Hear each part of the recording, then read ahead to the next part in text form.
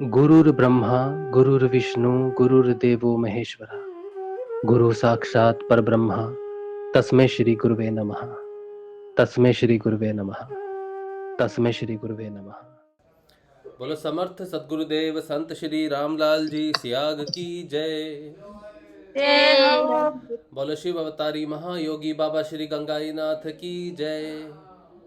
जय। बोलो दशम अवतार कल की अवतार की जय। जय। बोलो सनातन धर्म की जय। जय बोलो पलाना धाम की जय। जय। बोलो जामसर धाम की जय। जय बोलो काजलवास धाम की जय। जय। जय जय श्री गुरुदेव, जय श्री जय गुरु दादा जय गुरुदेव, गुरुदेव जय जय दादा माँ गुरुदेव। शक्ति। जय श्री गुरुदेव, जय श्री दादा गुरुदेव, जय श्री प्यारी गुरु माता।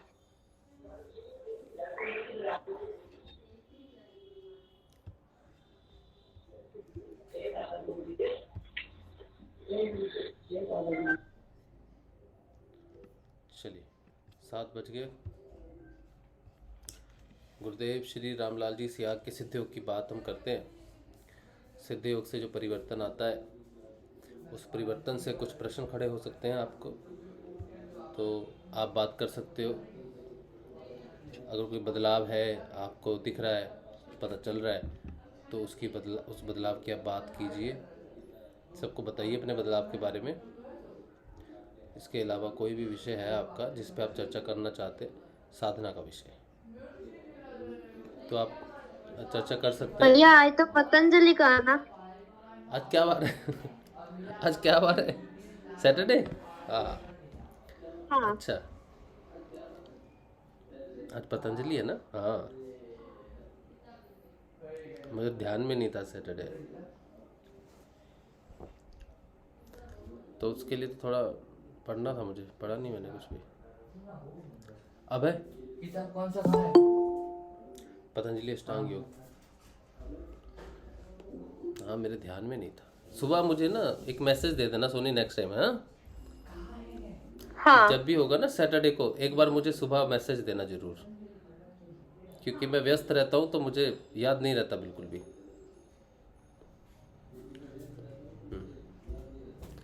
चलो।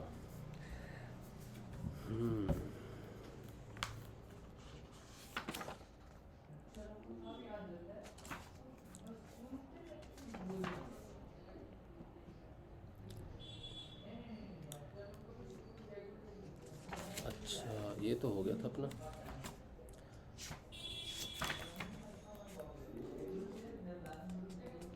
अच्छा चलो, आज पतंजलि अष्टांग योग है, तो पतंजलि अष्टांग योग का देखते हैं क्या है।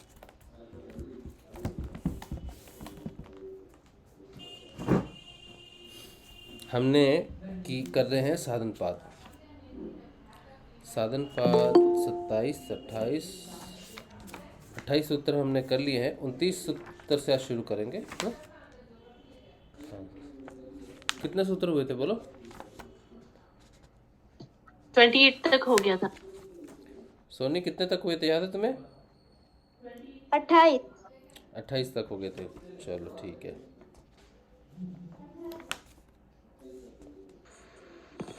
जय गुरुदेव। हाँ जी संजीवनी जी। आज का सेशन है ना, ये सोनी से वो एक कविता सुन सकते हैं। हाँ, बड़ा सुंदर सा गीत गाया है इसने। लिखा है इन्होंने? ये तो यही बताएगी। क्या लिखा है तुमने गीत कोई सोनी? पहले पतंजलि का कर लो फिर। तुमने लिखा है कोई गीत?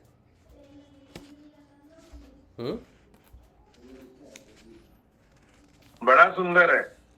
हमें तो सुनाया नहीं इसने।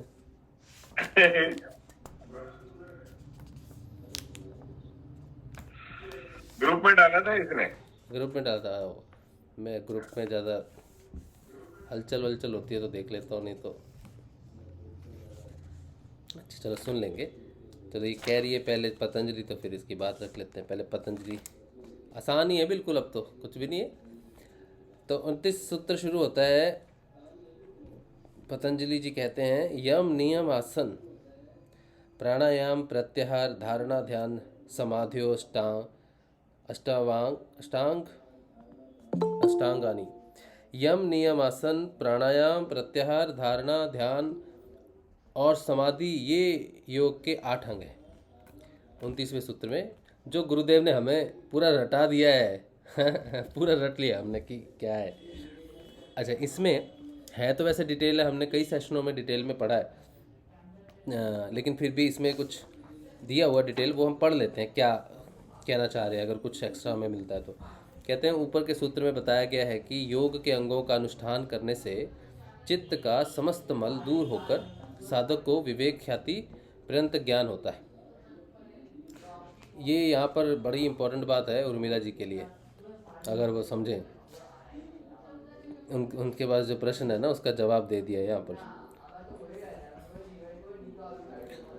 इस सूत्र में योग के 8 अंग बताए गए हैं, जिनके क्रमिक अनुष्ठान से ही अविद्या जनित चित्त के सभी दोष दूर होकर चित्त निर्मल होता है। यह चित्त एक दर्पण के समान है, जिसके स्वच्छ होने पर ही आत्मा का बिंब साफ दिखाई देता है। किंतु इस चित्त पर विकारों की धूलि जम गई है, जिसे पोंछे बिना आत्मदर्शन नहीं होता। अथवा यूँ कहा जा सकता है कि चित्त में वासना के कारण वृत्तियों की तरंगे निरंतर उठ रही हैं, जिसके शांत हुए बिना आत्मा का बिंब नहीं दिखाई देता। इस धूलि को साफ करने के लिए चित्त के सभी अंगों को स्वच्छ करना है। इन्हें स्वच्छ करने के लिए ही योग के ये 8 अंग हैं, जिनका अनुष्ठान करना आवश्यक है। ये अंग हैं यम नियम से लेकर समाधि तक। इन्हें क्रम से साधने पर चित्त भी शुद्ध होता जाता है तथा प्रत्येक के साथ उपलब्धि होती जाती है।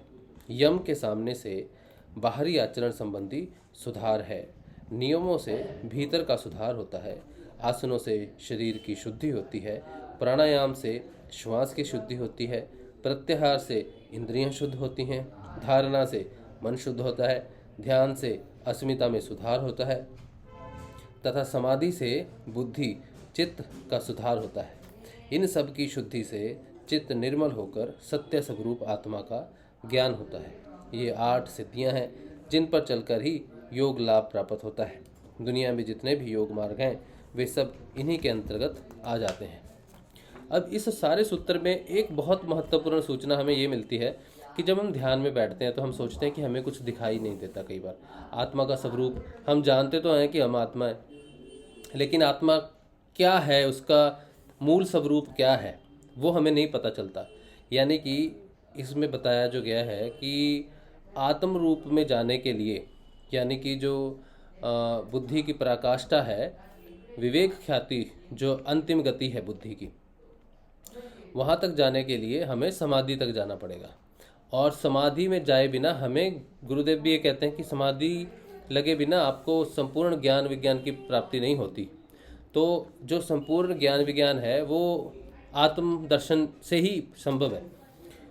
तो अभी हम अगर सोचें कि हम कितनी दूर हैं, तो हम सोच सकते हैं कि हम अष्टांग योग में, जैसे गुरुदेव ने कहा है कि पहले 5 अंग तो अपने आप ही होते रहेंगे, और ध्यान से धीरे धीरे जो है तुम्हारी जो इल्यूजन है इस दुनिया के प्रति वो ठीक होती रहेगी।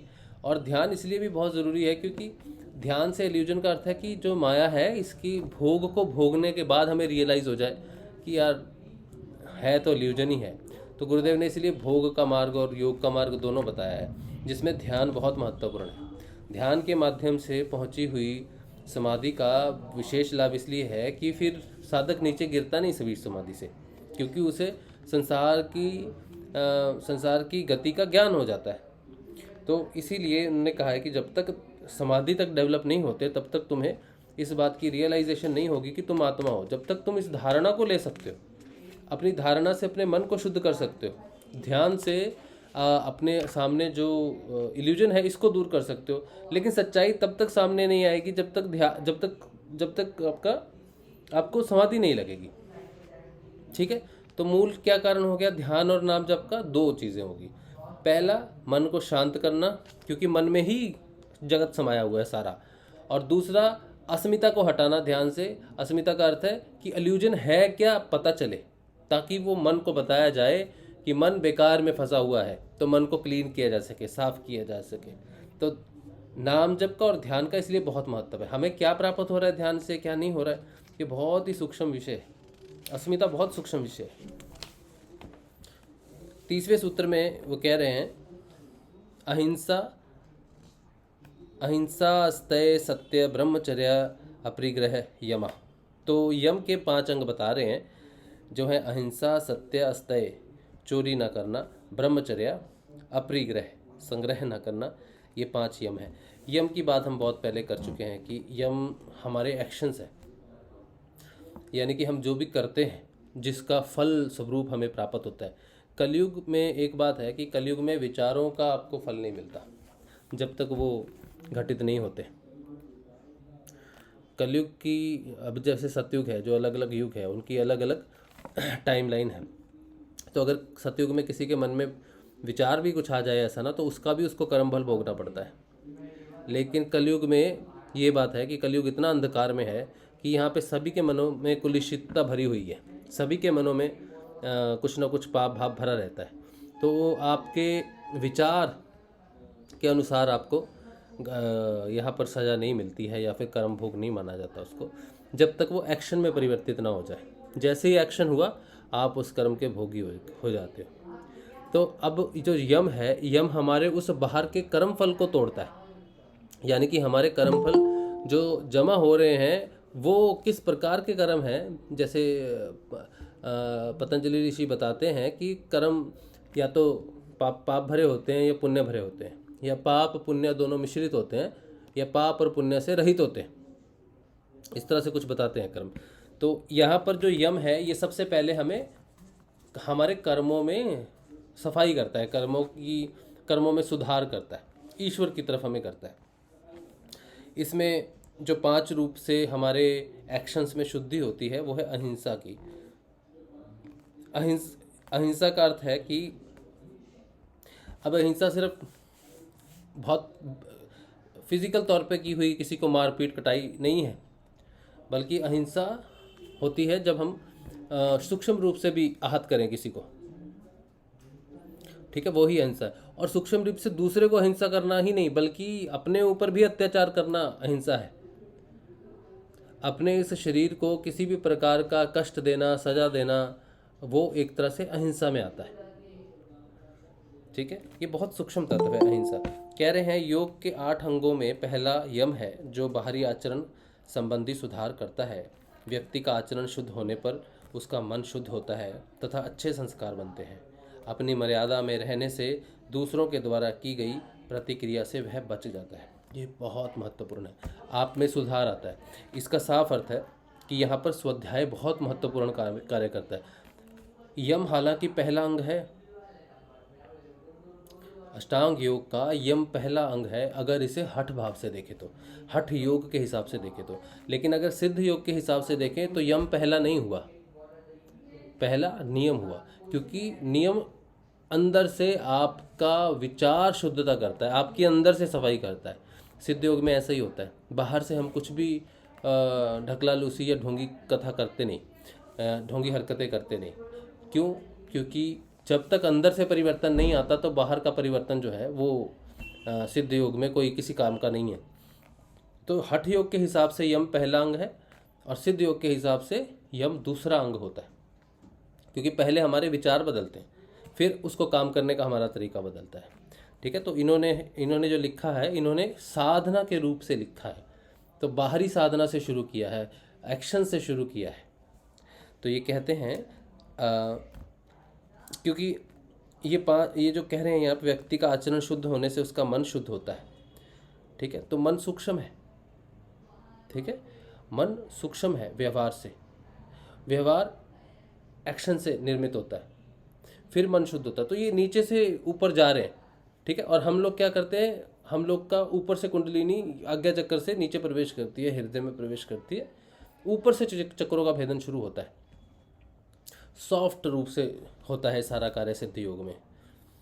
अच्छा, तो फिर कहते हैं कि अहिंसा का बड़ा व्यापक अर्थ है, किसी को नहीं मारना ही अहिंसा नहीं है, बल्कि मन, वचन एवं शरीर से किसी भी प्राणी को कभी किसी प्रकार का किंचित मात्र भी दुख न पहुंचाना अहिंसा है।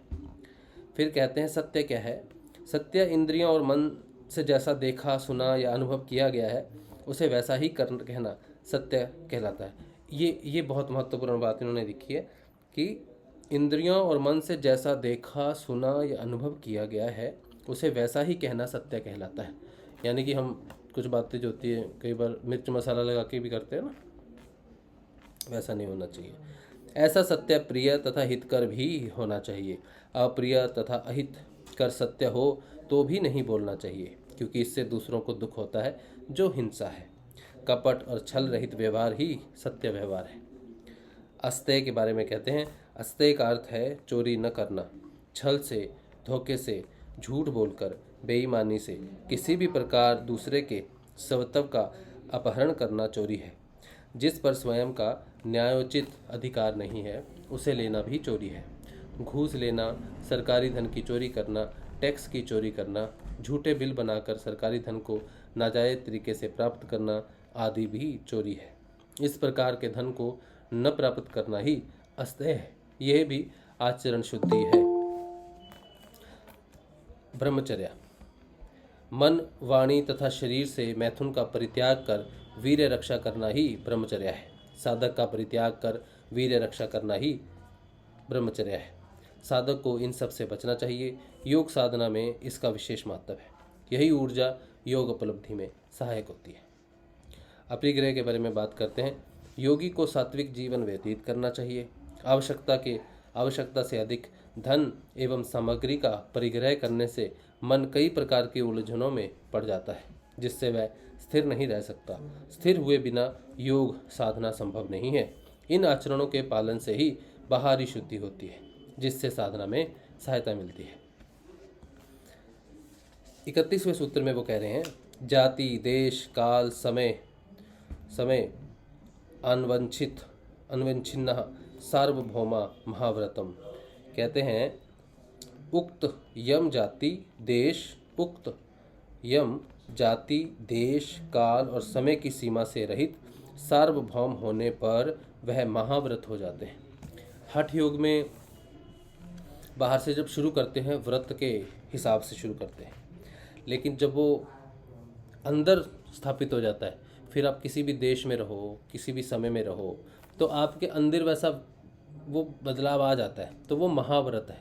तो हठ योग से व्रत धारण करके इन पांचों अंगों को साधा जाता है, यम के पांचों हिस्सों को साधा जाता है। लेकिन जब सिद्ध योग से अंदर से साबित हो जाता है, अंदर से इसकी धारणा पक्की हो जाती है, ये स्थिर हो जाता है आपके व्यवहार में, तब ये महाव्रत कहलाता है। उक्त यम जब किसी जाति विशेष, स्थान विशेष, समय विशेष तथा निमित्त विशेष की सीमा से बंधे होते हैं तो इन्हें व्रत कहते हैं। जैसे मछली के अलावा अन्य जीवों की हिंसा नहीं करना, तीर्थों में हिंसा नहीं करना, अमावस्या तथा पूर्णिमा को हिंसा नहीं करना, नवरात्रि के अलावा हिंसा नहीं करना आदि। इसी प्रकार सत्य, अस्तेय, ब्रह्मचर्या, अपरिग्रह के भी सामान्य व्रत लिए जाते हैं।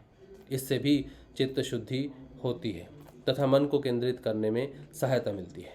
किंतु जब इन्हें सार्वभौम बना दिया जाता है कि किसी भी जाति की, किसी भी समय, किसी भी स्थान पर तथा किसी के भी निमित्त हिंसा नहीं करूँगा, न असत्य बोलूँगा, न परिग्रह करूँगा, न ब्रह्मचर्या भंग करूँगा, तो ये ही महाव्रत कहलाते हैं। इनका जीवन में पूर्ण परित्याग करना ही महाव्रत है। इनके पालन से मन का भटकाव कम होकर चित्त स्थिर होने लगता है तथा धीरे धीरे वह वश में हो जाता है। यह बड़ी उपलब्धि है। मन को जब बाहरी आचरण से रोक दिया जाता है तो थोड़े समय वह भीतर ही भीतर घुटता रहता है, किंतु अंत में शांत हो जाता है। इससे संकल्प सिद्धि भी होती है, जिससे आत्मबल बढ़ता है। विवेक ख्याति के लिए वे उपयोगी सिद्ध होते हैं। इन चीज़ों में बहुत सूक्ष्म कुछ डिटेल्स हैं जो हम सेशंस में हमेशा करते रहते हैं। जो लोग सेशंस रेगुलर देख रहे हैं, साधना में, सत्संग में रोज़ आते हैं, उनके लिए थोड़ा और विशेष वो जान सकते हैं सेशंस के। अब अगर एक को एक्सप्लेन करने जाएंगे तो बहुत लंबा हो जाएगा, तो हम सिर्फ इसको एक रिकैप की तरह, एक जानकारी के हिसाब से पढ़ रहे हैं, ठीक है। बाकी इनकी जो सूक्ष्म जानकारी रोज़ सेशन में प्रस्तुत होती है किसी न किसी रूप में प्रस्तुत होती है। 32वां सूत्र कहता है शौच, संतोष, तप, स्वाध्याय, ईश्वर प्रणिधानानि नियमाः। शौच यानी कि पवित्रता, संतोष, तप, स्वाध्याय और ईश्वर शरणागति, ये 5 नियम हैं। यमों के पालन से बाहरी शुद्धि होती है, तो नियमों के पालन से भीतर की शुद्धि होती है। ये नियम हैं शरीर, वस्त्र, मकान की पवित्रता, न्यायपूर्वक धन प्राप्त करना, शुद्ध एवं सात्विक भोजन करना, सबके साथ पवित्र बर्ताव करना, विचारों को शुद्ध रखना, मैत्री भावना को बढ़ाना, राग, द्वेष, ईर्ष्या, घृणा, क्रोध आदि मलों का नाश करना, यह भीतर की पवित्रता है। इसे शौच कहा जाता है। दूसरा नियम है संतोष।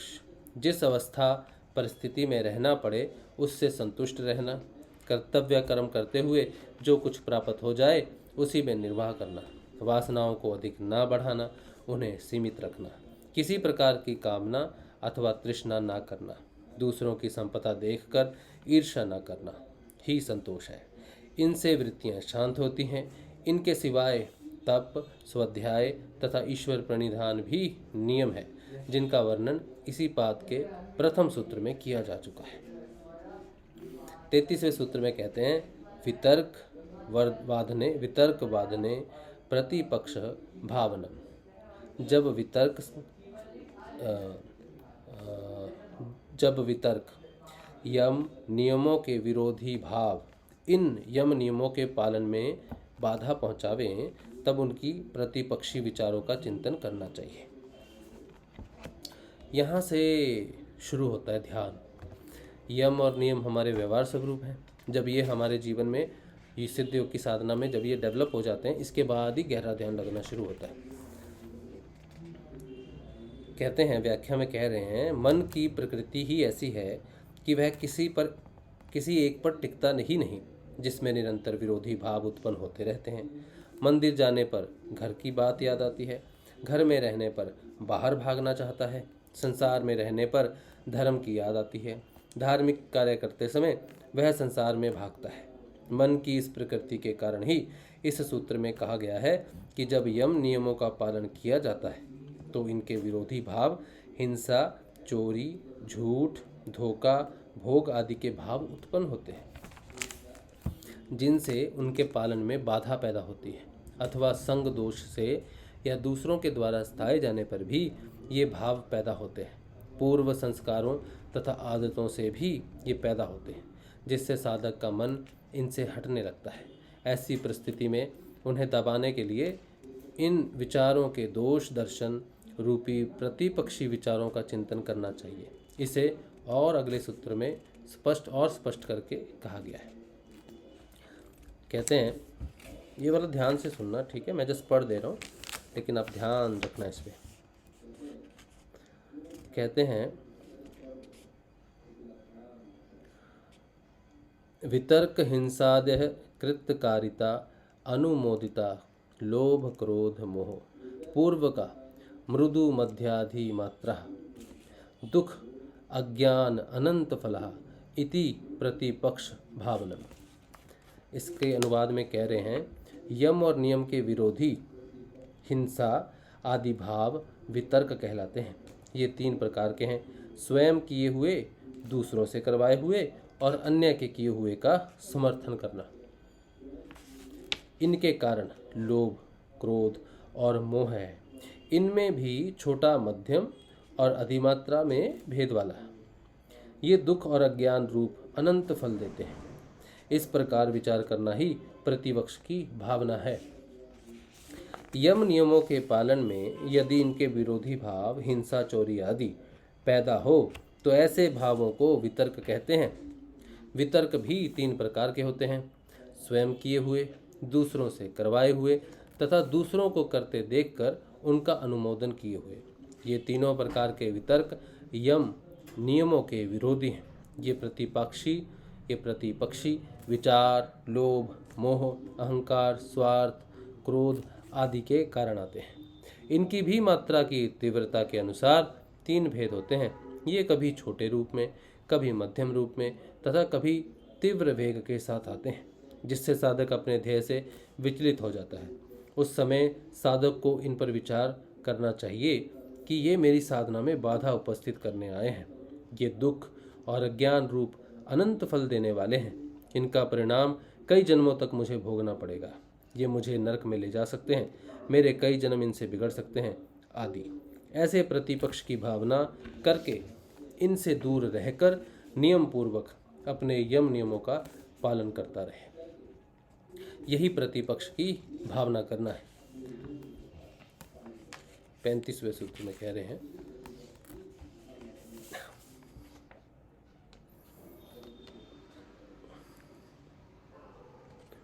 ये सूत्र भी ज़्यादा जो बेस्ड है, जो अंडरस्टैंडिंग दी गई है इस सूत्र में, ये भी हठ भाव से ही दी गई है।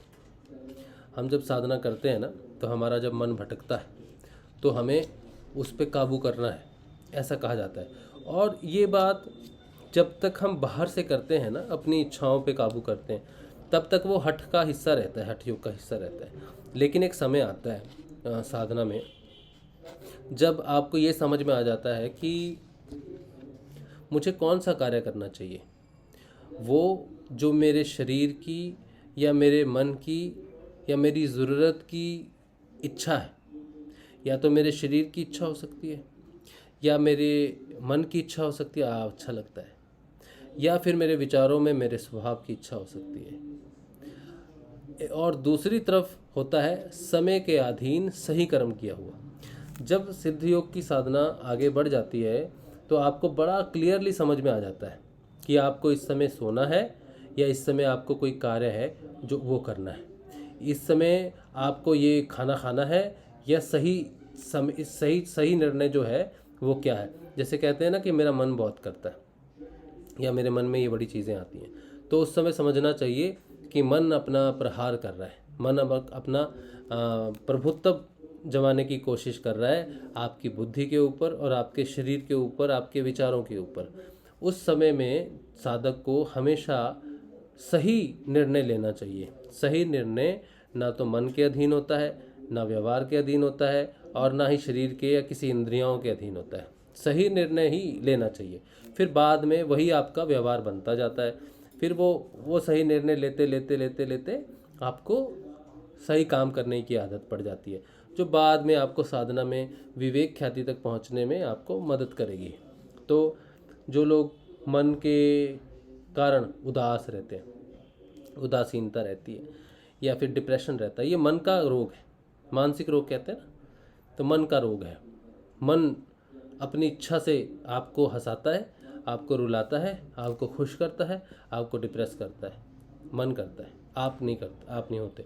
अगर कोई साधक इस बात को समझ जाए, इस सूत्र को समझ जाए कि मन शून्य होना चाहिए, मन को उदास होने का अधिकार नहीं है, मन को इच्छा प्रकट करने का अधिकार नहीं है, मन को अपने मुताबिक चलने का अधिकार नहीं है, क्योंकि मैं मन नहीं हूँ। मन टेम्परेरी है, मन परमानेंट नहीं है, अनित्य है। जिस तरह से शरीर एक दिन मर जाता है, उसी तरह से मन का भी क्षय हो जाता है। लेकिन शरीर जो है वो तो एक जन्म में क्षय हो जाता है, दूसरे जन्म में आपको दूसरा शरीर मिलता है। लेकिन मन शरीर के साथ नष्ट नहीं होता, मन सूक्ष्म है। तो मन क्या करता है, वो मन आपकी जो कर्म व्यवहार हैं, जो चित्त में संगठित हैं, संचित हैं, उनको लेके रहता है। और जैसे ही आप कोई नया जन्म लेते हो तो मन के आधार पे लेते हो। सोचो किसी व्यक्ति के मन में कोई पर्टिकुलर इच्छा है, जैसे एक बार पहले हमने कहा था, किसी को जल में तैरना बड़ा अच्छा लगता है, बहुत अच्छा लगता था उसको, लेकिन सोचो उसको तैरना नहीं आता। उसके मन में इच्छा है कि जल में तैरा जाता है, इधर जाते उधर जाते। तो हो सकता है ये इच्छा के कारण जो उसके मन में है, जो उसके चित्त में संचित है, वो अगले जन्म में मछली बने या जलचर बने। किसी को आकाश में उड़ना बहुत अच्छा लगता है, हो सकता है कि वो अगले जन्म में नभचर बने, आकाश में उड़ने वाला कुछ बने। तो मन क्या करता है, हमारी इच्छाओं को संचित कर लेता है, पुराने जन्म के डर को संचित करके नए जन्म में लाता है, जिसके कारण ये डिप्रेशन या फिर उदासीनता, ये सारे प्रभाव इसी कारण आते हैं। हमें इनका कारण भी नहीं पता होता, ना तो डॉक्टर को पता होता है। तो वो हमें दवाइयाँ देता है सिर्फ टेम्परेरी समय के लिए। शरीर में शरीर को जो है वो ड्राइवर बना दिया जाता है, मन की जगह शरीर अधिकार कर लेता है। शरीर से कुछ रस स्रावित होते हैं जिसके कारण मन जो है बैक सीट पे चला जाता है। फिर इंसान बहुत अच्छा फील करता है शरीर में।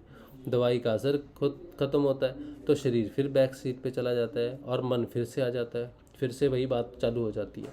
तो मन पे अगर आपने विजय पानी है तो सबसे पहले साधक होने के नाते आपको ये समझना पड़ेगा कि आपकी इच्छा हो रही है कोई काम करने की, आपकी ज़रूरत किसी काम की, ये आपको देखना पड़ेगा कि सही चीज़ क्या है। या तो अपना जीवन इच्छाओं के हिसाब से जी लीजिए या फिर अपना जीवन सही तरीके से काम करने से जी लीजिए। शुरू शुरू में बड़ी तकलीफ़ होती है, मन पर काबू पाना इतना आसान नहीं होता, लेकिन जो साधक गण है ना, जो नाम जाप और ध्यान करते हैं, उनके लिए सुविधा हो सकती है, उनकी मदद अंदर से होती है। तो अगर वो इस चीज़ पे खास ध्यान दें कि अगर मैं किसी चीज़ से परेशान हूँ तो वो परेशानी सिर्फ टेम्परेरी मन से जुड़ी हुई है। मैं अगर किसी चीज़ को लेके बहुत हर्षोल्लासित हूँ, बहुत खुश हूँ, तो भी मन से जुड़ी हुई है। कहते हैं ना, साधु संत जो होते हैं ना, उनको दुख में दुख होता है न सुख में सुखी होते हैं। तो ऐसी कौन सी स्थिति है और ऐसी स्थिति कैसे प्राप्त होती है? तो गुरु नानक देव जी कहते हैं कि आई पंथी सगल जमाती, मन जीती जग जीती। तो वो कहते हैं जिसने मन को जीत लिया उसने जगत को जीत लिया। यानी कि हमारी इच्छाएं, हमारा दुख, हमारा सुख, हमारा लगाव, हमारी सारी चीज़ें जो भी जुड़ी हुई हैं वो मन से है। मन ही संसार है, जिसका कहते हैं ना, यार मेरा संसार से मन उठ गया है, मन मेरा छिन्न भिन्न हो गया है, वो जीने की इच्छा नहीं करती, तो वो मन है। और गुरु नानक देव जी कहते हैं कि आई पंथी सगल जमाती, मन जीती जग जीती। जिसने मन को जीत लिया उसने संसार को जीत लिया। संसार जो है ना, ये विरक्ति की जगह नहीं है। संसार बहुत मुश्किल से मिलता है, मनुष्य जीवन बहुत मुश्किल से मिलता है, लेकिन ये बात ज्ञान की है। मन इस बात को समझता नहीं। मन तो सिर्फ भोग करना जानता है। जिस तरह से आँखें सिर्फ देखना जानती हैं, आँखों को कहो भाई आज सुनने का काम कर लो, कानों को आज रेस्ट दी जा रही है। या फिर नाक को कहो भाई तू आज सुनने का काम कर ले, सूंघने का काम आज आँखों को दिया गया है। ठीक है, तो ये तो हो नहीं सकता। इसी तरह से मन का कार्य है सिर्फ और सिर्फ भोग, भोग भोग और भोग, इसका और कोई कार्य नहीं है। इसीलिए मन को भोग दिया जाता है, मन को भागवत का भोग दिया जाता है, कृष्ण का भोग दिया जाता है, तब वो उस भोग में लग जाता है। हालांकि वो ये नहीं जानता कि ये भागवत काम है, उसे बस काम चाहिए, उसे सिर्फ लगाव चाहिए, उसको किसी चीज़ का भोग करना है। तो जब तक मनुष्य जो है वो गुरु की शरण में नहीं आता तब तक वो संसारिक भोगों को ही उसका मन भोगता रहता है। लेकिन जब गुरु आते हैं और उसको भागवत काम का भोग देते हैं तब वो उस तरफ लग जाता है। आपको याद है एक बार हमने एक कविता सुनी थी, मैं बनूं मछली बन तू मछियारा ना, अगर आपको याद हो तो। वो कविता पूर्ण रूप से मन को, भोग विलास से डूबे हुए मन को आज्ञा चक्कर से ऊपर खींचने वाली बात है सारी, कि जब आज्ञा से ऊपर आएगा भेद राम का खुल जाएगा, तब मन को समझ में आएगा अरे रे रे रे मेरे साथ धोखा, मेरे साथ छल हुआ है, ये क्या कर दिया, मैं तो संसार के भोगों को भोगना चाहता था, मुझे ये किस प्रकार का भोग दे दिया।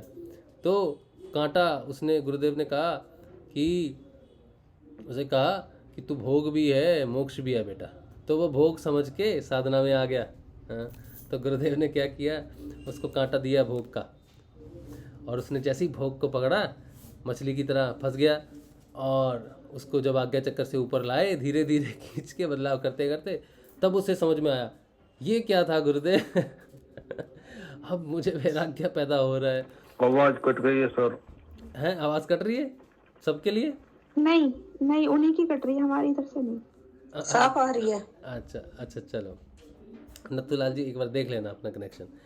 तो जब ऊपर जाता है तब उसे उसका भेद खुलता है कि ये क्या हो गया।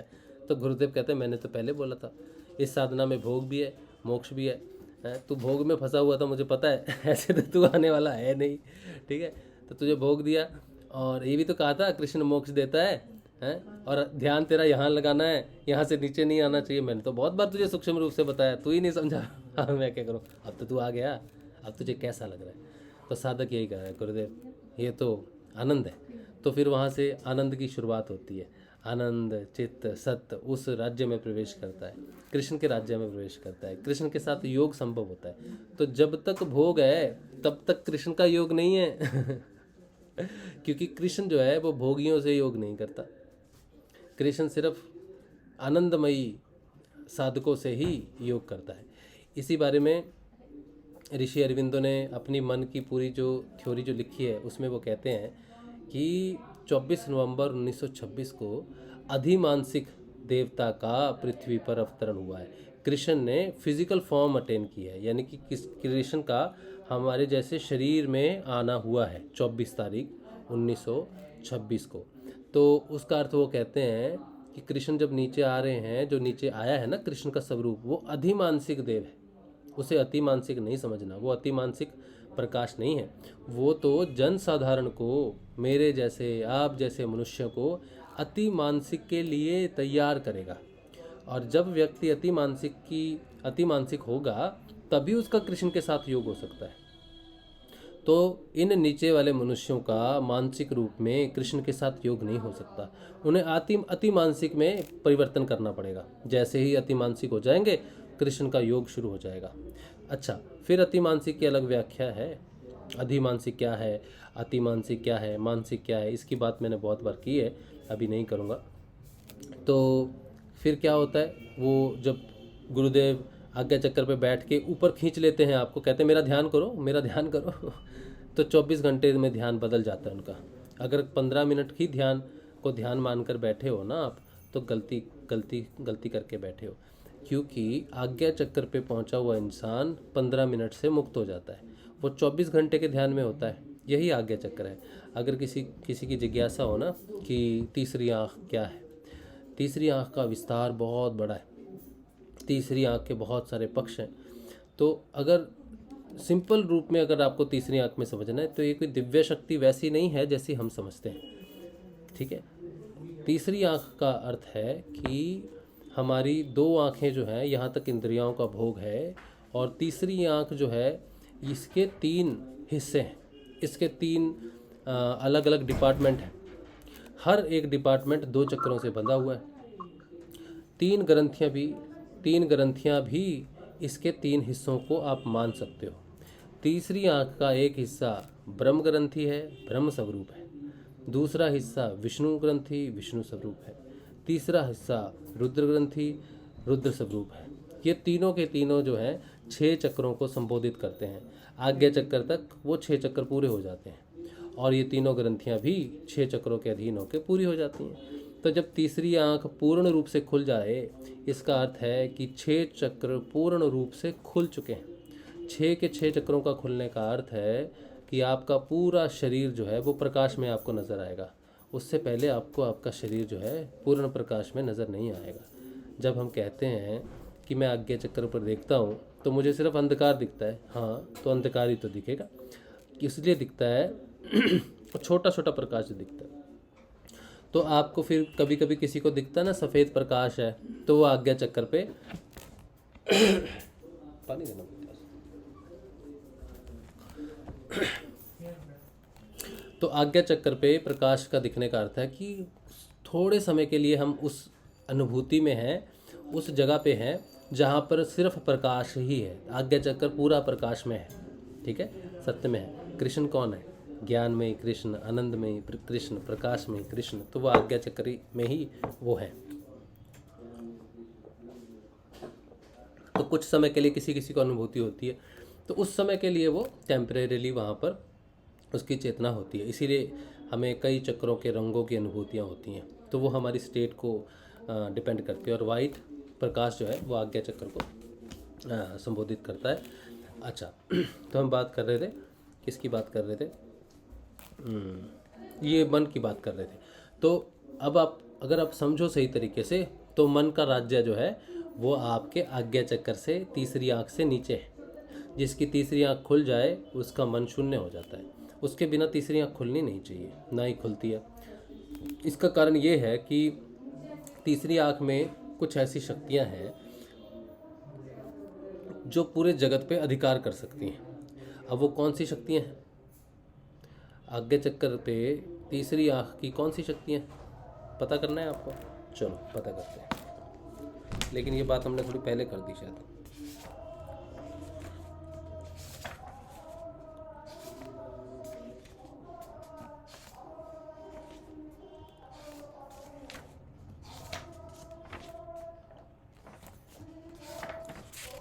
बहुत लंबी छलांग मारती हूँ मैं, जल्दी कर दिया कुछ काम। एक मिनट।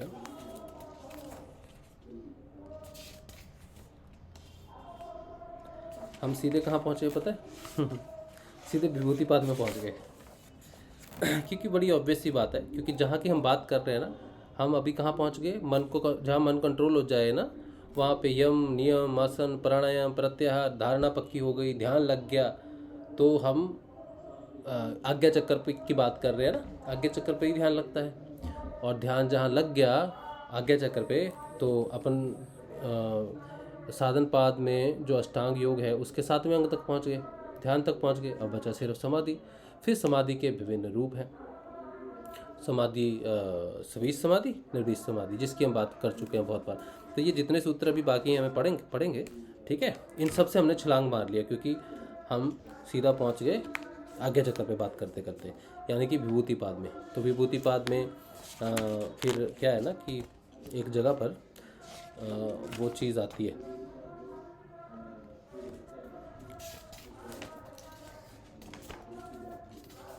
अच्छा चलो इधर से बता देता हूँ, अभी मेरे ढूंढने में समय लगेगा।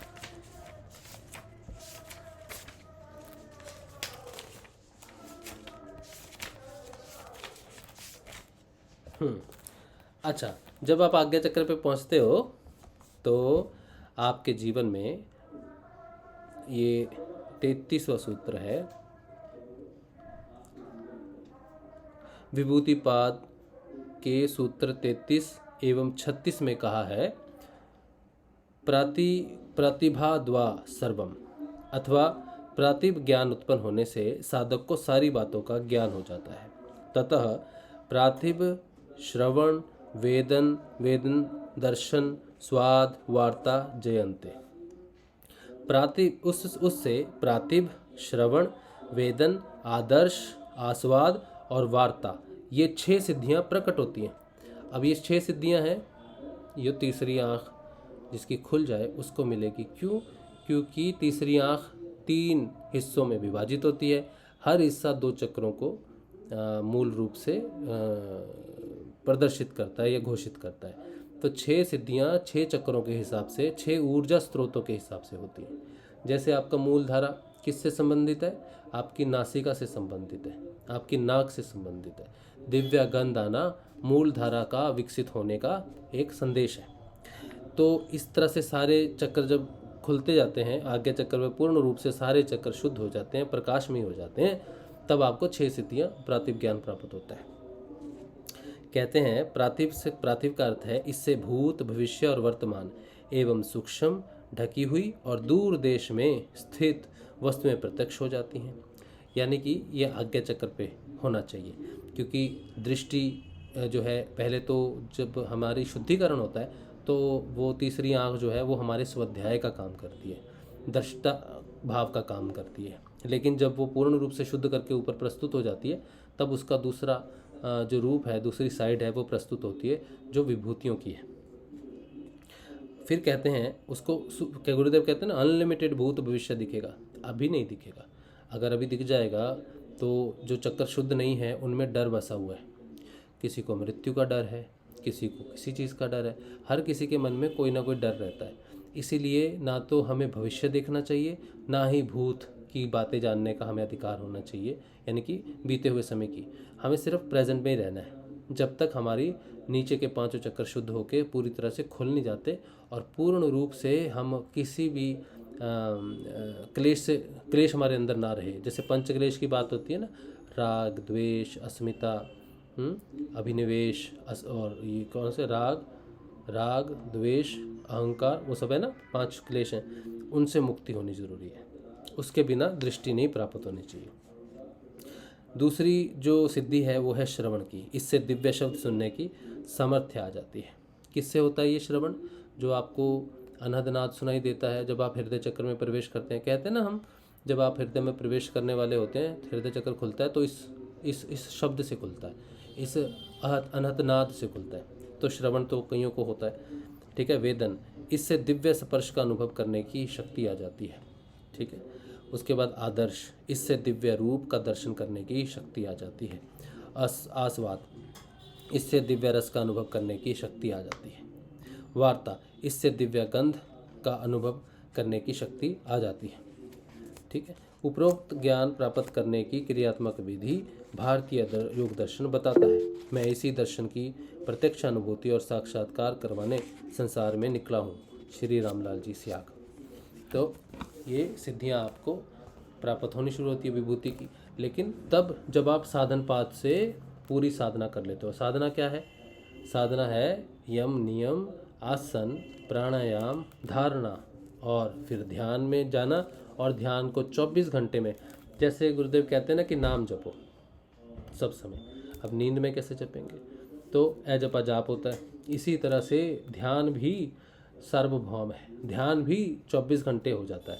तो जब ध्यान पूर्ण रूप से विकसित हो जाएगा तो आप 24 आवर्स जागृत हो जाओगे। तब वो सोना नहीं, आप निद्रा में रहेंगे। आपका शरीर, आपकी चेतना नहीं सोएगी। उसे कहते हैं पूर्ण रूप से जागृत होना, जिसकी बात हम पहले करते आए हैं। और एक बार पूर्ण रूप से जागृत हो गए तो ध्यान 24 घंटे लगेगा। चेतना 24 घंटे जागृत हो जाएगी तो फिर ध्यान 24 घंटे का है। वो 15 मिनट वाला कोई कंसेप्ट नहीं है, ठीक है। और फिर वही ध्यान जो है वो गहरा हो जाएगा।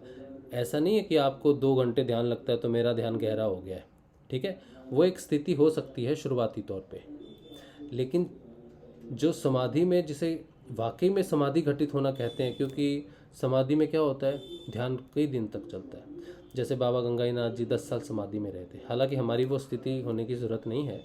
हम जो है गृहस्थ जीवन में हैं तो हम एक अलग भाव में रहेंगे जब तक निर्वीज समाधि नहीं लगती। सवीज समाधि हमारी जो लगेगी तब लगती है, बाहर की आवाज़ें सुनाई देती है। अगर आपको निर्वीज समाधि लगती भी है तो वो 10 साल की नहीं होनी चाहिए, ठीक है, क्योंकि 10 साल आप गृहस्थ जीवन में समाधि में नहीं रह सकते। तो वो एक अलग अवस्था होनी चाहिए, शांत हो जाओगे बिल्कुल। तो सब समय ध्यान में रहना ही समाधि अवस्था है। आप आंखें खोल के हो, बंद करके हो, बस आप उसकी लगन में हो, तो वो बिल्कुल डिफरेंट स्वरूप आपका प्रकट हो जाएगा। तो कहने का अर्थ ये है कि जो ध्यान जो हम 15 मिनट करते हैं ना, उसको जो अभी गहरा ध्यान होना शुरू हुआ है, जिनका ध्यान लगता है, समय का पता नहीं चलता उनको, 1.5 घंटा हो गया, 2 घंटे हो गया, वो गहरा हो रहा है ध्यान। तो ये तो ध्यान की बात हुई। लेकिन जो 24 घंटे का ध्यान है वो ऐसा नहीं कि आप 24 घंटे ही बैठे रहोगे। तो उसका अर्थ क्या है कि निद्रा में भी चेतना जागृत रहेगी। आपका शरीर सो रहा है, आपको इस बात का आभास रहेगा, ठीक है। तो ये बात है। तो कहाँ पहुँचे हम? पहुँचे ये जो तीसरी आँख है ना, इस पे मुझे एक दिन बहुत विशेष बात करना मैं चाहता हूँ, लेकिन अभी मेरी इच्छा से तो नहीं कुछ होता ना। आज थोड़ा सा तो जान लिया हमने। अच्छा चलिए, अब हम इसको समझ तो लिया हमने साधन पाठ को, इसको एक बार रीड भी कर लेते हैं ताकि और थोड़ा सा क्लियर हो जाए। तो हम थे 35वें सूत्र पे। 35वें सूत्र में कहते हैं, अहिंसा प्रतिष्ठायाम तत्सन्निधो वैर त्यागः। अहिंसा की दृढ़ स्थिति हो जाने पर उस योगी के समीप सब प्राणी वैर का त्याग कर देते हैं। जो ऋषि मुनि होते हैं ना, वो कुटिया में रहते हैं जंगल में। वहाँ पे ना शेर आता है ना भेड़िया आता है। वहाँ पे उस रेंज में आने के बाद ही सब समभाव में आ जाते हैं। सब सर्व खलविदम ब्रह्म के रूप में प्रस्तुत हो जाते हैं, भाई बहनों के रूप में प्रस्तुत हो जाते हैं। तो कोई किसी पे अहिंसा नहीं करता। तो ये वो कह रहे हैं कि जब हमारे अंदर से ये भावना दृढ़ हो जाती है, तब हमारे अंदर अहिंसा प्रतिष्ठित हो जाती है। तो हम कोई भी जानवर कितना भी वो अग्रेसिव है तो वो हम पे कोई अहिंसा नहीं करेगा। गली में जाते हैं ना, कुत्ते भौंकते हैं, कई बार बहुत सारे झगड़ा करते हैं तो हमें डर लगता है कि कहीं हमें ना काट ले। तो वो आपको देख के शांत हो जाएंगे। ठीक है, ये साधारण सी इसलिए है क्योंकि हमारे आसपास शेर तो मिलेगा नहीं अपने को चेक करने के लिए, है ना, वो तो हमें जंगल में जाना पड़ेगा। तो जंगल में जाके चेक तो कोई नहीं करेगा, क्या करेगा कोई जाके चेक? कालिदास तो है नहीं हमारे में, कोई है नहीं। उन्होंने बताया था। नहीं यार, कालिदास बताया तो था उन्होंने कि मैं कालिदास हूँ, गुरु को कालिदास नहीं।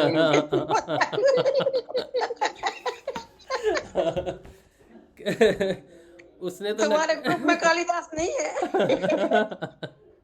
मैं विनोद भाई को याद है। इसीलिए मैं देख रहा हूँ भाई, देखो। और आज भी मेरे को कुछ अलग सी पूछना था, पर मैं पता नहीं पूछूंगी कि नहीं, कि सब हंस रहे हैं फिर मेरी बात पे। मैं अकेले में ही पूछूंगी तुमसे। नहीं नहीं, अकेले में कोई जवाब देने वाला नहीं। नहीं, पता है 2 दिन से ना एक ही भाव आ रहा है। पूछ लो। हाँ बिल्कुल, आप ही का तो मंच है। पता है जब भी पूरी रात भी यही चलता रहा और सारा दिन यही चलता, 2 दिन से यही हो रहा है। ध्यान में भी सारा दिन कि गुरुदेव इस उर्मिला के साथ मुझे नहीं रहना, इसको खत्म करो, मुझे दूसरी उर्मिला आप बना के दो। अच्छा। ये हो रहा है। हाँ तो बहुत अच्छी बात है ये तो। ये भाव आ रहा है। इस पूरी रात भी यही चलता रहा, पूरी रात भी। जब स्नान दिन आप देखो आपकी तरक्की देखो। अब गुरुदेव जो कह रहे थे ना कि आपको मैं ज्ञानी बनाऊंगा, ज्ञानी कौन है पता है? बुद्ध को हम ज्ञानी मानते हैं, बौद्ध। अच्छा। बुद्ध को हम ज्ञानी मानते हैं। अच्छा, इसी बात से मैं आपको एक बुद्ध जी की एक बात बताता हूँ। बुद्ध को एक बार वो कहीं गए तो वो प्रवचन देते थे, तो एक बालक, बहुत ही यंग बच्चा, अपनी जवानी में होगा, 18-19 साल का होगा शायद, वो बुद्ध जी को देख के बड़ा प्रभावित हो गया और बुद्ध जी की शरण में आ गया और बुद्ध जी के साथ रहने लग गया।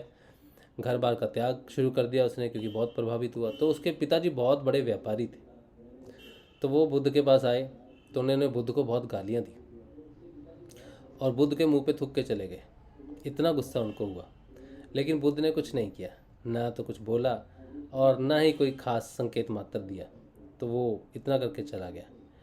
अब अगले उसको रात को बड़ी ग्लानि हुई कि ये मैंने बड़ा घटिया काम कर दिया। एक संत है और संत को सिर्फ इसलिए क्योंकि उसका बच्चा बर्बाद हो रहा है और वो बहुत उसको समझा रहा है, वो समझ नहीं रहा है, तो उसने उस संत को ही जाके बेइज्जत करने की कोशिश की, प्रयास किया, बहुत दुर्व्यवहार उनके साथ किया। अगले दिन उसको रात को नींद नहीं आई इस व्यवहार से। तो उसने कहा अपने बच्चे के लिए किसी संत का अपमान करना मेरे लिए सही नहीं हुआ, तो मुझे माफ़ी मांगनी चाहिए संत से। अगले दिन बुद्ध के पास जाते हैं और बुद्ध से कहते हैं मैं आपसे क्षमा मांगने आया हूँ। तो बुद्ध ने कहा किस बात की क्षमा मांगने आए हो? तो बोला कल मैंने जो आपके साथ व्यवहार किया वो सही नहीं था, वो उचित नहीं था। बोला हाँ, तो फिर जिसके साथ व्यवहार किया था उसी से माफ़ी मांगनी चाहिए, क्योंकि जो बुद्ध कल था वो आज है नहीं।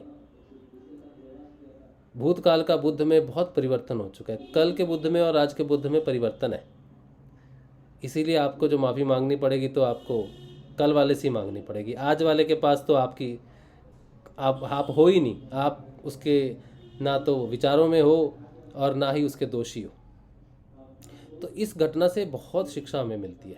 पहली शिक्षा तो ये मिलती है कि हम जो भी कर्म करते हैं ना वो प्रेजेंट में होना चाहिए, भविष्य में भी नहीं होना चाहिए और उस भूतकाल की ग्लानि में भी नहीं होना चाहिए।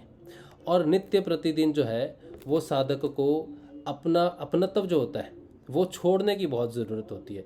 कई बार हम जुड़ जाते हैं अपनी विशेषताओं से कि आपने देश के लिए इतना कुछ किया, आपने अपने बच्चों के लिए बड़ा कुछ किया, ये किया वो किया, तो मनुष्य उससे क्या होता है उसके प्राण कमज़ोर हो जाते हैं। जब हम अपने भूत से जुड़े रहते हैं, भूतकाल से जुड़े रहते हैं, तब हमारे प्राण कमज़ोर होते हैं। प्राणों की शुद्धि ही भूतकाल से मुक्त होना है, कल से मुक्त होना ही प्राणों में बल देने की बात होती है। ठीक है, तो आपका जो भाव आ रहा है ना कि उर्मिला से मुक्ति, अब आज जो उर्मिला है ठीक है, इससे भी कल मुक्ति मिलेगी आपको।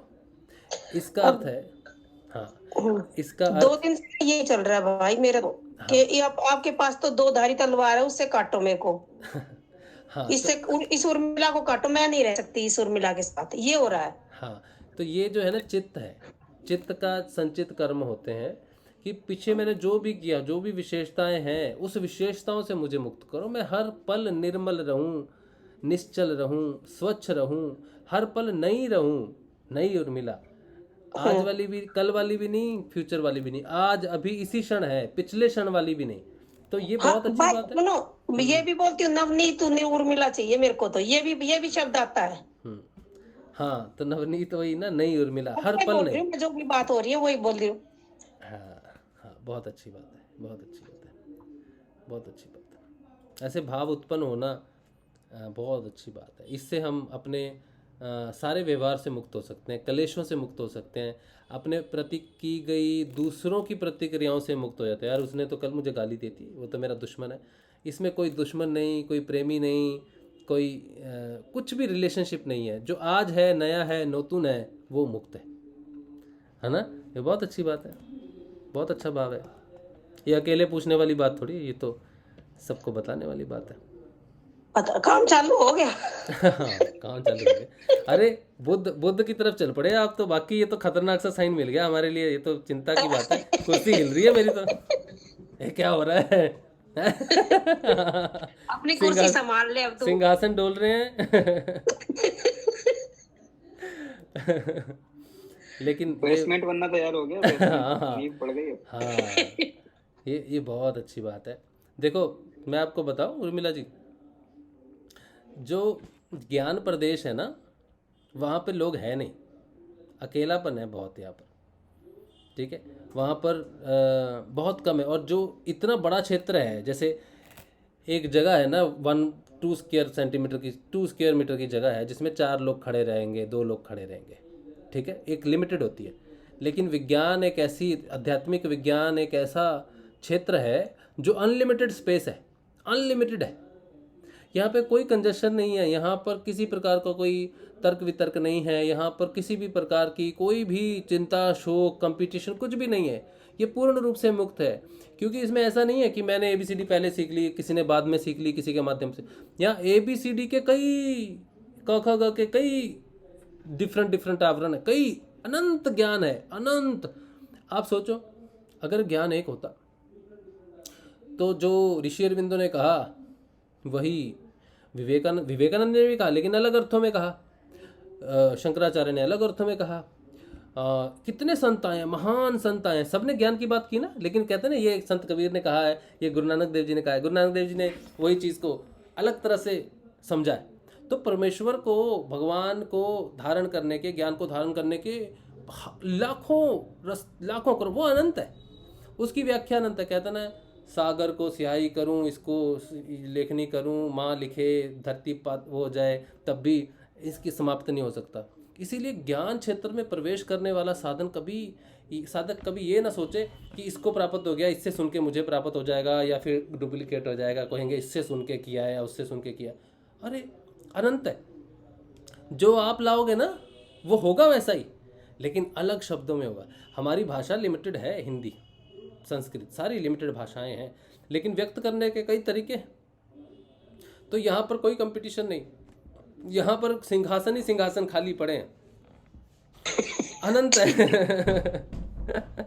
अनंत है, और यहाँ पर सिर्फ आनंद है। और बहुत अच्छा भी लगता है जब कोई इस विज्ञान में कोश में कोई आए ना, प्रवेश करे, तो वो सारे क्लेशों से मुक्त होता है। उसके अंदर अभी ज्ञान में कोश भी तो विस्तार होता है ना, उसका भी बहुत विस्तार होता है। हालांकि आपने तो इससे भी आगे निकलना है, तो इसमें आने से शुद्धि होती है बहुत। विज्ञान भी बोझ बन जाता है किसी हद तक। आज शुरुआती तौर पे तो अच्छा लगता है, लेकिन क्योंकि इससे भी उच्च स्तर है, भगवान का रास्ता जरूर तय करता है, लेकिन भगवान में योग से पहले इसे भी छोड़ना ही पड़ता है, ऑब्वियस सी बात है। लेकिन इसका प्रस्तुत होना ज़रूरी है बहुत। इसके बिना पता ही नहीं चलेगा, कुछ भी मज़ा ही नहीं आएगा, संसार को समझ ही नहीं पाएंगे। भगवान को समझने के लिए ज्ञान नहीं चाहिए। लोग कहते हैं ना बुद्धि मत चलाओ, ये बहुत बकवास लगती है मुझे बात। बुद्धि मत चलाओ, बुद्धि की बात नहीं है। ज्ञान जो है, ज्ञान हमें अस्मिता को विद्या जिसे ज्ञान कहते हैं, वो हमें संसारिक एल्यूजन को समझने में मदद करता है। भगवान को समझने के लिए ज्ञान पर्याप्त नहीं है। ज्ञान तो भगवान के नाखून की मैल भी नहीं है। ज्ञान से भगवान को प्राप्त नहीं किया जा सकता। ज्ञान से जो अनित्य है, जो इल्यूजन है, जो माया है, इसका ज्ञान हो जाता है कि ये कीचड़ है तो मैं कीचड़ में हूँ, मुझे नहीं रहना, तो मुझे उस तरफ जाना है। तो ज्ञान आपको मुक्त करता है आपके बंधनों से, ना कि वो भगवान को समझाता है कि भगवान के 4 हाथ 5 हाथ 6 आंखें 10 12 ये सब चीज़ें हैं। वो ज्ञान नहीं बताता आपको। ज्ञान भगवान को एक्सप्लेन करने का विषय नहीं है। ज्ञान अस्मिता को दूर करने का विषय है। ज्ञान दुनिया को समझने का विषय है। इसीलिए ज्ञान जरूरत है। इसलिए बुद्धि का त्याग नहीं करते, बुद्धि का रूपांतरण होता है, जिसे विवेक ख्याति तक लेके जाते हैं। आप कहते हैं बुद्धि का त्याग कर दो, बस नाम जपो। हाँ, बुद्धि का त्याग किस बुद्धि का? जो भौतिक संसारिक बुद्धि है, जो इल्यूजन है, जो पॉइंट ऑफ व्यू से निर्मित हुई है, जो एडुकेशन से निर्मित हुई है, जो संस्कारों से निर्मित हुई है, जो परिवार और वंश से निर्मित हुई है, जो परंपराओं से निर्मित हुई है, उस बुद्धि का त्याग करना है। लेकिन उस अविद्या का त्याग करना है, बुद्धि का नहीं, अविद्या का। बुद्धि तो एक कटोरा मात्र, एक बर्तन है समझो। उसमें अविद्या को हटा के विद्या का भरना है। वही बुद्धि आगे चल के विवेक ख्याति में परिवर्तित होती है। उसे ही बुद्धिवान बौद्ध कहते हैं। उसी बुद्धि का परिवर्तन सामान्य बुद्धि से असामान्य बुद्धि में हो जाए तो उसे बुद्ध कहते हैं या उर्मिला जी कहते हैं, दोनों में से कुछ भी कह लो है। लेकिन बौद्ध शब्द जो है वो एक व्यक्ति विशेष के लिए नहीं है जो बैठे हैं ध्यान मुद्रा में। जो आप देखते हो गौतम बुद्ध हैं तो वो बौद्ध है। बौद्ध कोई व्यक्ति विशेष नहीं है। बौद्ध का अर्थ है बोध हो जाना कि मैं कौन हूँ, वो अवस्था है। बोध एक अवस्था है। गौतम बुद्ध को उस नाम से इसलिए जाना जाता है, बुद्ध इसलिए उसने जाना जाता है कि वो उस अवस्था में है, वो उस जानकारी की अवस्था में है। हम सब बुद्ध हो सकते हैं, हम सब बौद्ध हो सकते हैं, लेकिन उसके लिए बौद्ध धर्म को धारण करने की जरूरत नहीं है। उसके लिए जागृत होने की जरूरत है। बुद्धि को विवेक ख्याति में परिवर्तित करना, अस्मिता अहंकार से पूर्ण रूप से मुक्त हो जाना, इस संसार के इल्यूजन को पूर्ण रूप से जानकर सदैव के लिए शांत और जैसे इन्होंने कहा नित्य नूतन हो रहना हमेशा, वो मुक्ति है, वो प्रकाश है, वो ज्ञान है। ठीक है, इसलिए ज्ञान महत्वपूर्ण है। अच्छा, 8 बज गए हैं तो हमने कर लिया है काफ़ी। दोस्तों कहाँ तक कर लिया? 35 ना, 35 पढ़ेंगे बाद में। चलो हाँ सोनी, चलो तुम्हारी पोएम कहाँ है? पहले तो बताओ तुमने लिखी है?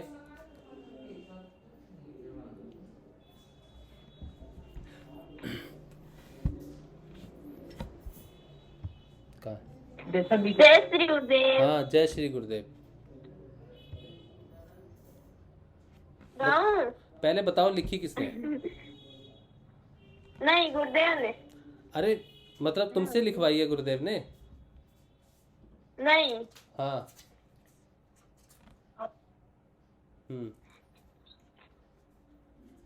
हाँ, क्या कहाँ से ली ये तो बताओ। गुरुदेव की किताब से। अच्छा, चलो कौन गा रहा है? तुम गा रहे हो ना? सब मिलके गा रहे हैं? मैं और मेरी सिस्टर। सिस्टर? कौन सी सिस्टर, बड़ी ना छोटी? बड़ी। चलो, अनीता? सुनीता। अनीता छोटी है। कंफ्यूजन हो जाते हैं इनके नाम में, एक इनके और एक नरहरी भाई के बच्चों के नाम में समझ ही नहीं पड़ता। हाँ सही बात है। चलो सभी बराबरी। अच्छा चलो शुरू करो। जय श्री गुरुदेव। जय श्री। कल की भगवान दया के सिंधु मेटे त्रिविदिताप को सत सत वंदन कोटि कोटि नमन करते हैं गुरु आपको।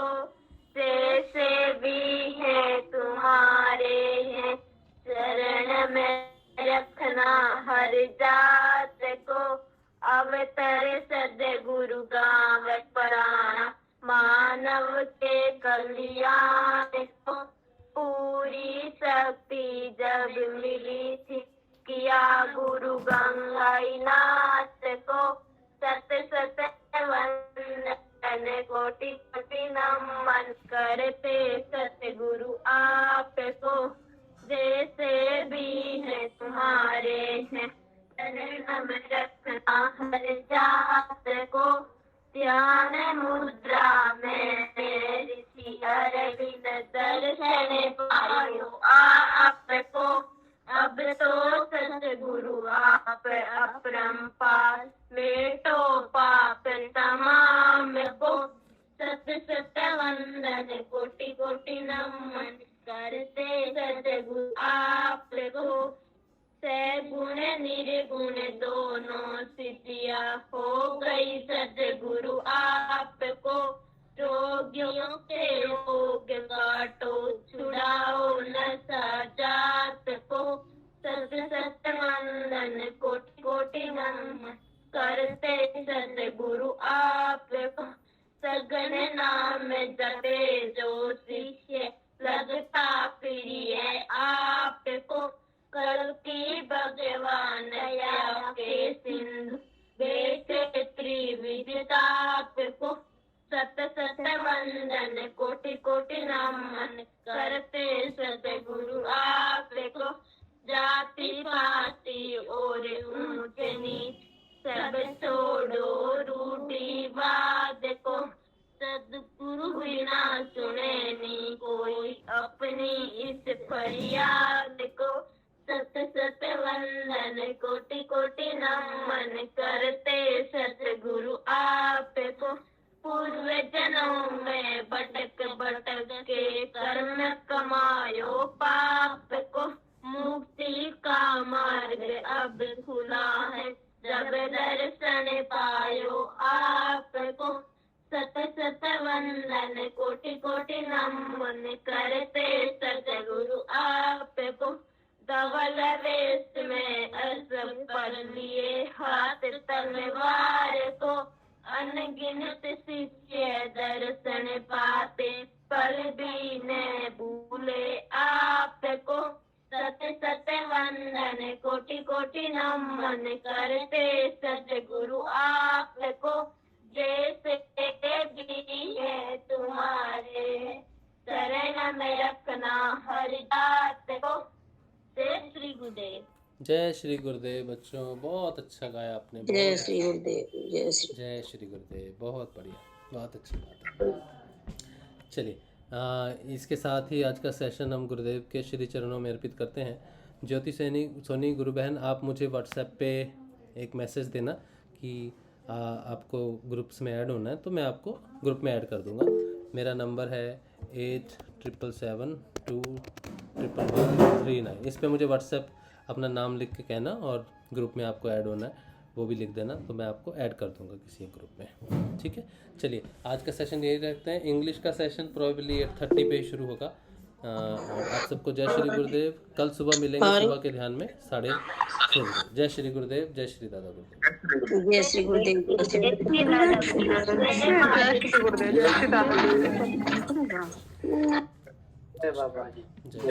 जय श्री।